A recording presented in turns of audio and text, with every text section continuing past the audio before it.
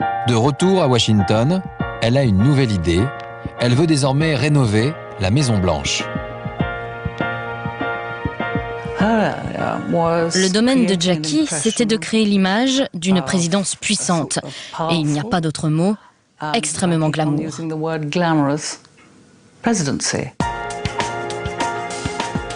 Quand elle débarque à la Maison Blanche, elle a un plan, elle a un projet qu'il faut tout changer, qu'il faut transformer la déco, qu'il faut rajeunir tout ça.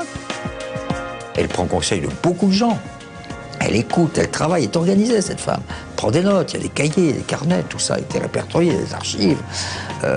Vous êtes face à quelqu'un de parfaitement structuré et organisé. Durant des semaines, Jackie va surveiller chaque étape des travaux, vérifier tout dans les moindres détails. Et une fois tout mis en place, elle décide d'en faire un événement national. Le 14 février 1962, elle dévoile le résultat de son travail en direct sur CBS. Plus personne ne peut en douter, la maîtresse des lieux, c'est bien elle.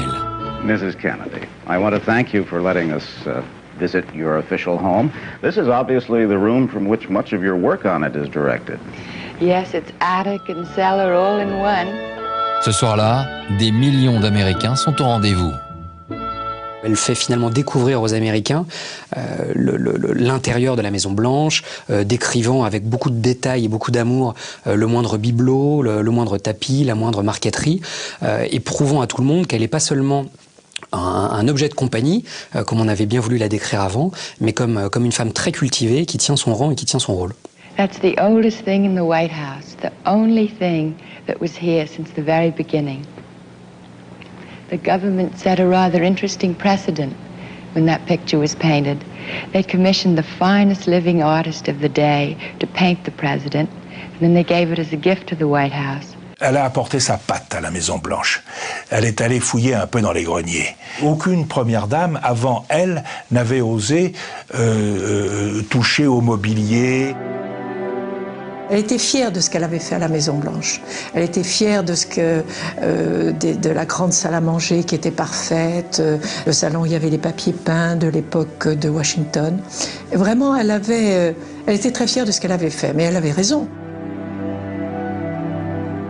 Alors Jeannie Samé, elle va imposer son style, Jackie Kennedy. Elle va même s'en servir comme un étendard. Elle s'en servira comme une arme, comme la meilleure arme des États-Unis. C'est vrai que l'Amérique était considérée un peu comme le siège de l'esprit province. C'était pas le siège de l'élégance, on va dire. Oui, mais un peu. Et elle a voulu, d'entrée de jeu, que son élégance soit le symbole du dynamisme et de la jeunesse de l'institution des Kennedy. Ce qui est également intéressant, elle avait un petit problème avec les chapeaux. C'était pas son truc, les chapeaux. Elle aimait pas les chapeaux. Et très souvent, elle en portait, parce qu'elle était obligée, mais elle le portait à la main. Jusqu'au jour où la modiste qui était attachée à la maison Givenchy a eu l'idée de ces petits tambourins très dégagés, très relevés en arrière. Et elle a donné vraiment le ton à une mode nouvelle, les pillbox, qui étaient presque des cache-chignons.